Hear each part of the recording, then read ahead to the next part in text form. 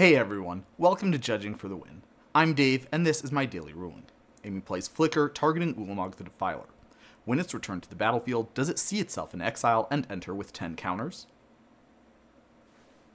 Okay, so the first important thing to do here is to identify what kind of ability is putting counters on Ulamog. Based on the way it's worded, we can say that this is a replacement effect. It functions by replacing the event of Ulamog entering the battlefield with the event of Ulamog entering the battlefield with +1/+1 counters on it. This means that there's no time when Ulamog is on the battlefield that it does not have those counters on it. Now, think carefully about how that happens. Flicker moves Ulamog directly from the exile zone to the battlefield. There's no in-between zone. And like we just said, there's no time between when Ulamog is on the battlefield and when the counters are on it. Therefore, when the game is deciding how many counters to put on Ulamog, it's got to be doing this right before Ulamog enters the battlefield. Since Ulamog is entering the battlefield from the exile zone, that means the game will consider it to be a card in exile when determining how many counters Ulamog will get. This is very similar to how if you reanimate a Golgari Grave Troll, it will count itself when determining how many +1/+1 counters it gets.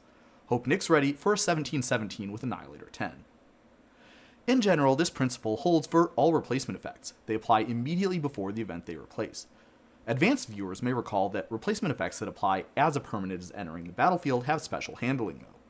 When such effects apply, the game imagines what the permanent will look like once it's on the battlefield.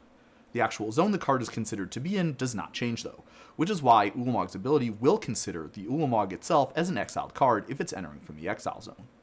If you'd like a fuller explanation of how this rule applies in this case, I considered a very similar interaction in my video about how Urborg and Isolated Chapel interact.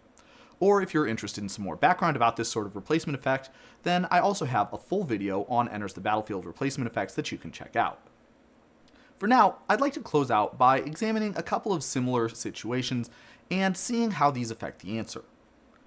First off, let's say that you exiled your opponent's Ulamog with Ragavan and then you cast it. Would it enter with 10 counters?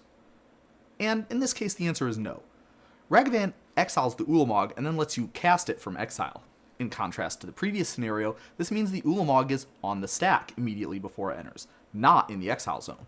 Therefore, it would not be considered a card in exile when you're determining how many counters that it should get. As another example, let's take a look at this alternate wording for Ulamog that I came up with. What would happen if you flickered this? Well, like before, we'll begin by identifying what kind of ability is putting counters on Ulamog. With my new wording, it doesn't match the template for a replacement effect anymore. The use of the word win means that this is a triggered ability. Like any other triggered ability, it will go on the stack and resolve. Crucially, this process happens after Ulamog has entered the battlefield. Deciding how many counters to put on Ulamog is something that would happen during the resolution of this triggered ability. Therefore, in this case too, the Ulamog is not considered to be among the cards in exile while this process is going on. And that's all I have for you today. How did you do? Join me again next time for another daily ruling. Until then, I hope you have a great day.